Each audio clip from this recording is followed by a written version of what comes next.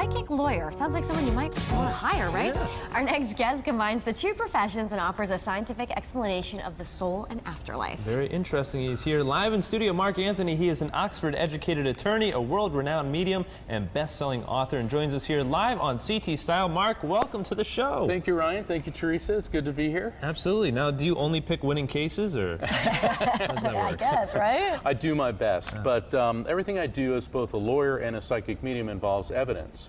Because as a lawyer, you have to have evidence to win your case, and as a psychic medium, I have to produce evidence which can be objectively verified so that we can identify who's communicating. Yeah. So, I mean, we all have grandmothers who love us, but you've got to give facts and evidence. And that's part of what I'll be doing tonight at the Unity of Greater Hartford in South Windsor. So I will be appearing there tonight, and you guys are invited. Oh, thank you very much. And in some of these cases, I mean, I'm assuming the more high-profile ones, how do you relay this information with people believing it? Like, what's true versus what could be made up? How do you prove these things? Well, with objectively verifiable things, for example, I was doing a reading, and I love it when people say, oh, you're just a cold reader. And I was doing a reading for this woman, and her husband came through, and I started to see the 7 dwarves. Okay, That's from the interesting. I know, and I'm That's like, very random. the That's something 7 you would dwarves, and then imagine. Sneezy sneezes at me, and I'm describing this to her, and she's looking at me like, you know, like I'm the 7 dwarves, and then she goes, wait a second. A year before my husband died, a group of our friends, we went to a Halloween party dressed as the 7 dwarves, and my husband was sneezy because he was always sneezing. Oh my gosh. And then she Wow. realized So then there's that connection. that was her husband. Wow. That's so, interesting. so that's the type of thing that can come through. And so what I do is I practice what's known as evidential mediumship. And then as an attorney, I'm doing this full time, but I'm a legal expert when the paranormal and the legal collide, like with the Slender Man stabbings and with the Rosa Marks psychic scams in Miami.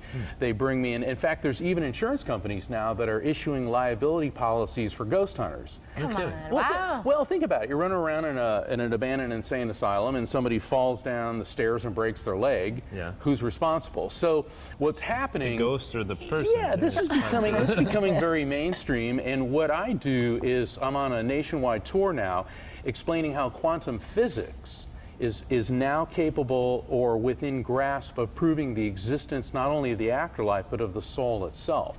So what we're seeing is that people of faith and people of science, and it's great talking about this, you know, at the home of Yale, where you have the School of Divinity and then you have an amazing science, science programs, is that the people of faith and people of science are now on the same page.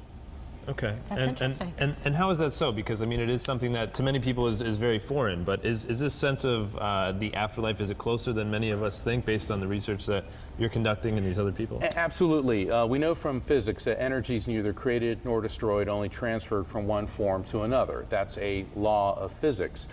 And what every great spiritual teacher, from Krishna through Buddha, through Jesus, all the way up to Gandhi, to Billy Graham, to Pope Francis, have said that the soul pre-exists the body and then lives on after the body.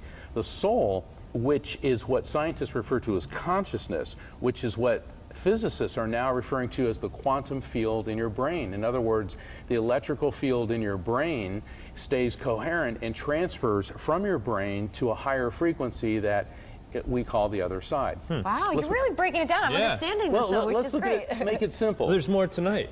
Yes, You guys there's more gotta check tonight out at the Unity of Greater Hartford in South Windsor. If people go to my Facebook page, evidenceofeternity.com, same name as my best-selling book, evidenceofeternity.com, There it is. you can find all about tonight's events. Excellent. Mark, thank you so much for joining us here Thank today you. on the show. Very interesting stuff, and I'm sure people will enjoy it Tip tonight. of the iceberg Yeah, there, right? so much Very Tip of the interesting. iceberg. Yeah, thank you so much for much. being on the Absolutely. show. Mark, thank you.